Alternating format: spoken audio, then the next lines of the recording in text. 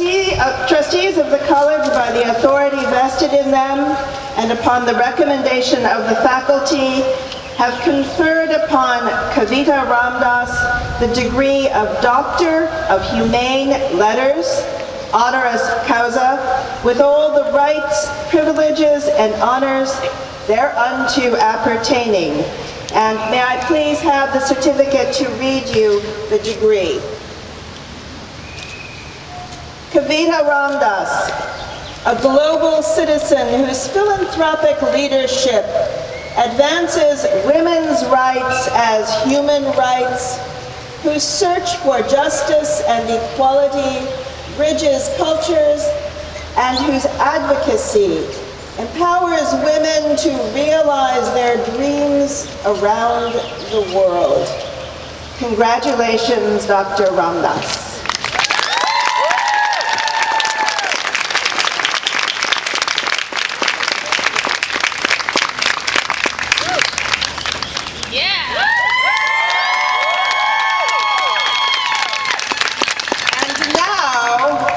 Kavita Ramdas will deliver the Degree Day Commencement speech. Thank you.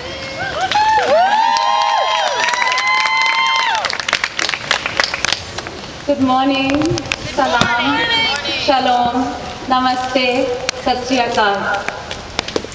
I thank President Holmgren, the Board of Trustees, the gifted and distinguished faculty of Mills College, and above all, this incredible student body for your invitation to address you on this special occasion, and for the honor that I have just received, a doctorate from Mills College.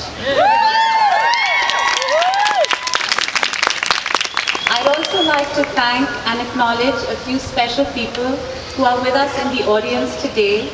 My daughter Meera, my husband Zulfikar Ahmed, who both give me and my work meaning, and whose infinite patience and support and good humor make it possible.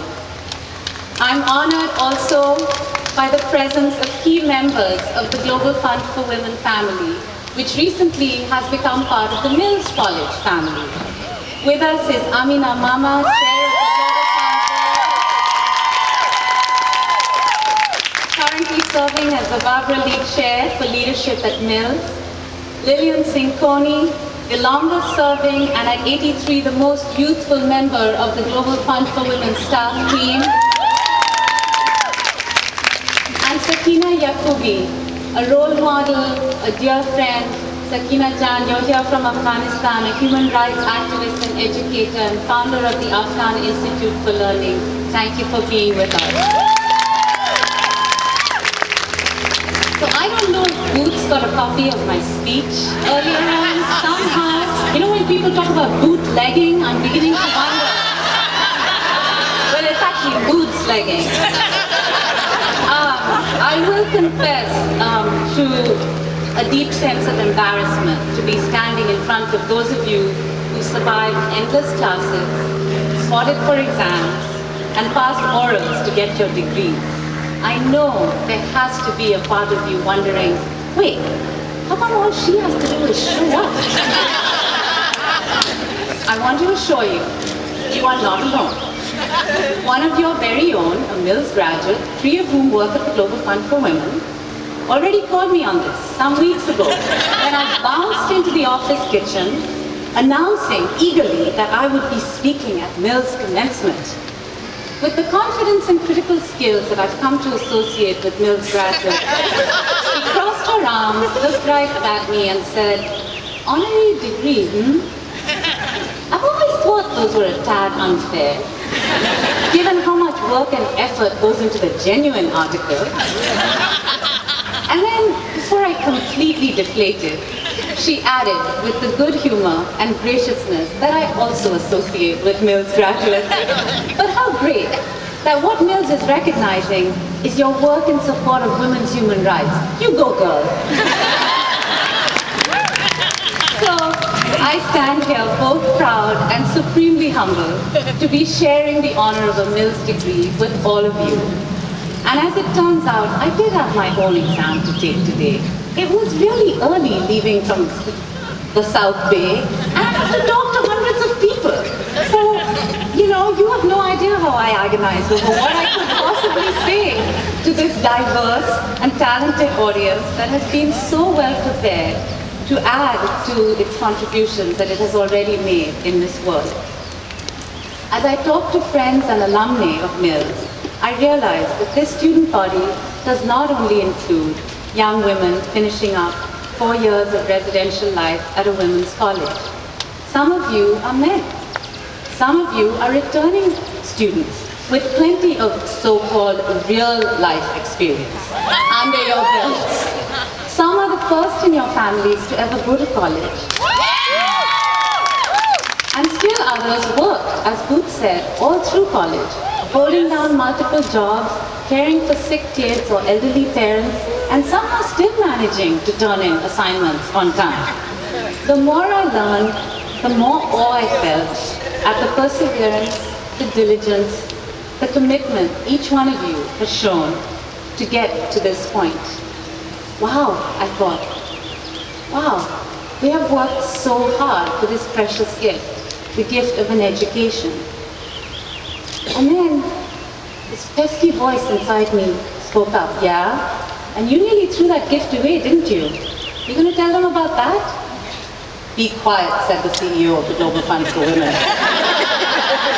I am trying to write a commencement speech with inspiring words, and I have a plan. I'm going to share these amazing stories that I have collected from women around the world whose lives are testimony to courage, the power of courage, dignity, and imagination. Imagination, said the voice. You're going to talk about the imagination of others, and you're not going to tell them about dropping out of college and imagining yourself working alongside peasants in rural Bihar? The CEO used her most polite voice, the one she uses when she's most exasperated. Look here, she said. This is the stuff of inspiration. I'm going to tell them about women like Betty McConey, a school teacher in Zimbabwe who founded the Girl Child Network to end sexual abuse in schools. I'm going to tell them about Aral Ataniyazova in Uzbekistan, who fought environmental contamination in her communities around the Aral Sea. I'm going to tell them about Rima Bowie in Liberia, who brought Muslim and Christian women together and mobilized to end a brutal civil war.